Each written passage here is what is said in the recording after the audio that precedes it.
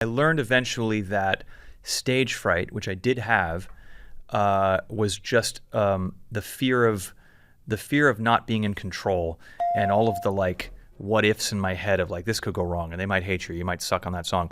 I was spinning in the lack of control of it, and that was making me nervous to go out there. And of course it would, like, you warm up and then you realize, okay, the night's going the way I want it to. But what I started to do was I started to realize that the nerves absolutely had a place backstage because I didn't have the reins yet. There was nothing to do. There was nothing to hold on to. It was all just energy out there, lack of energy back here, and then you're going to be out there in that energy. And as soon as I started It's a weird transition. It's a very strange transition, yeah, because an audience who's like gearing up and they've been sitting there for 30 minutes and they're like, lights go down and it's just elevated, but they're living in it. It would almost be easier as a performer to have been sitting out there with them for 30 minutes and then walk up and do your show because you're in it. Like it's way easier if I'm at like a charity event and I've been sitting at the table and then somebody's like, come on up here and sing. All right, okay, because you're in the vibe of the room.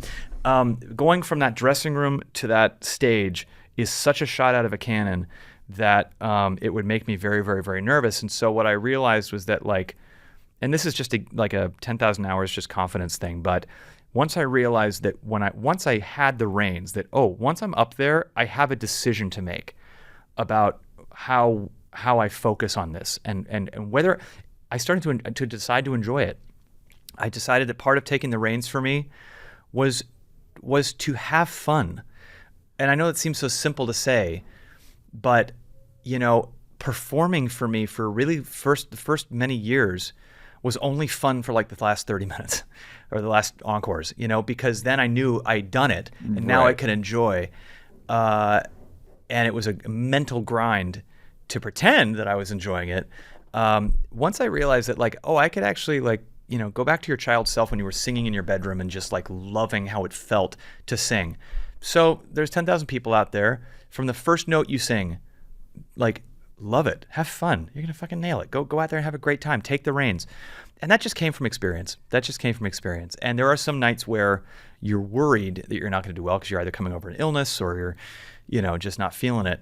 And, the best coaching I ever got was to simplify. Think of the lyric, tell the story, think of that kid, that just wanted to sing that song. Like, really try and like go to the most simple common denominator. Don't think about you have 25 songs to do in front of this many people. Take it literally like word for word and just get through it, and eventually you build yourself up. There's a lot of sports psychology in that too. Yeah. When I watch some of my favorite baseball players like lose their swing for like 10 games, and you just start to see them like try little things and like slow it down. They all have sports psychologists. And I think that there's a huge amount of sports psychology and performance in general. There's a plethora of ways to psych yourself out and psych yourself back in. So a thing that I want to talk about is that they're similar in comedy, right? I mean, it's identical. The thing I was thinking was, I got tight 2 nights ago or 3 nights ago because I was trying a new joke, and it just didn't work. Yeah. And you can feel you're really getting energetically rejected and kind of rebuked. Yeah. And that's hard on your body. Of course. And so I was thinking, like, it must be fun to do a song that, like, you fucking like this song. Yeah. And so it would be easier in that way. And you also like how they like it. Like, there's a certain thing that happens where no matter how many times you hear the opening chords of something, and when you feel like they're with you, even if you haven't quite gotten your confidence where it needs to be, that's comforting to know that you're going to give them something they want.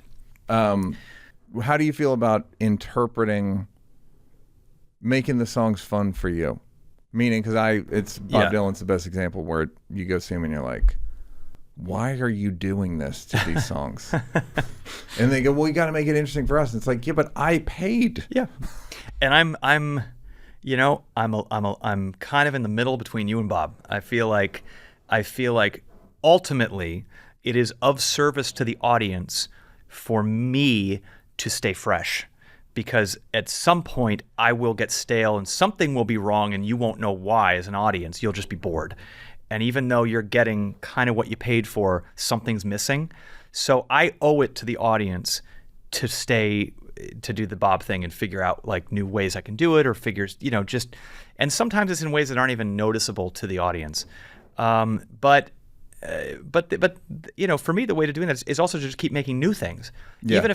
Even if I don't always do them on stage, and even if you got to sing some of the same hits, or you got to say, that the important thing is to stay somewhere off stage where you're a little bit scared and you're educating yourself and you're inspired, even if one person cares.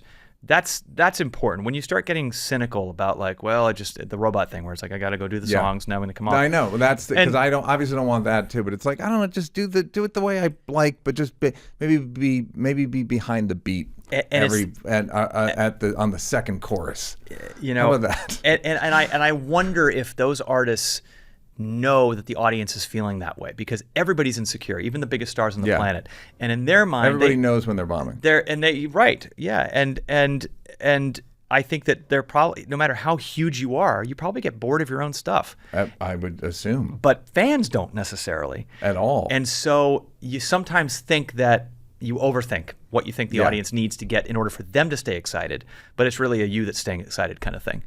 And so I try to, I've tried to do hobbies, like that helps too. Like honestly, like finding things that aren't my job, finding things that aren't musical, has helped me kind of like get some perspective and stay on my toes. What are your hobbies?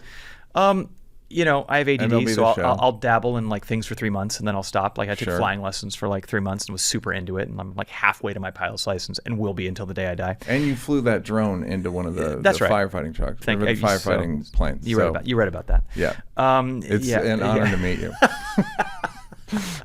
Actually, I've never done a drone thing because that would actually satisfy the flying thing and the video game thing. This is dangerous. This is a think tank. I wanted you to talk about the fact that you said you kind of resent your talent, and you have talent and you're an introvert.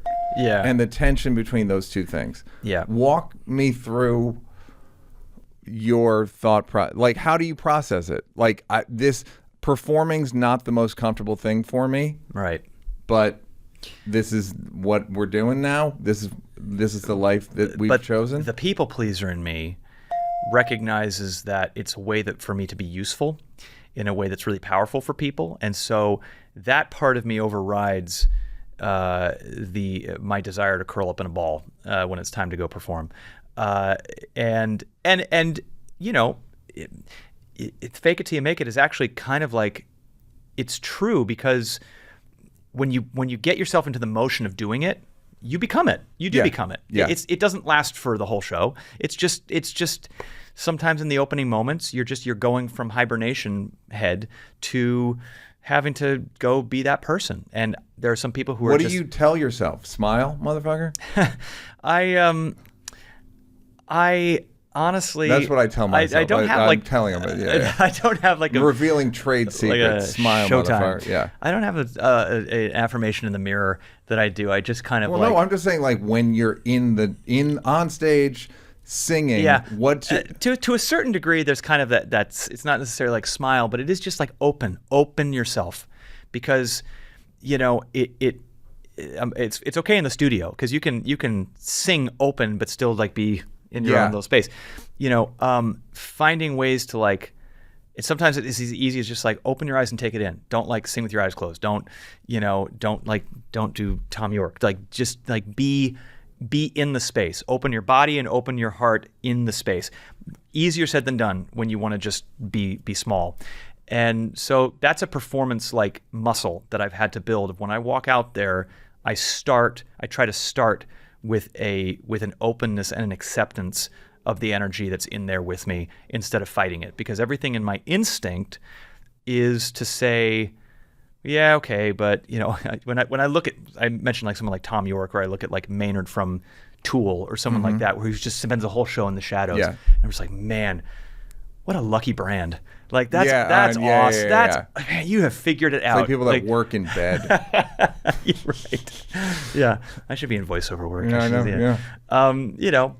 But being an entertainer is also about knowing that you've got to work on some of those things that are rough for you, and because the audience deserves it. And so continuing do you find it embarrassing?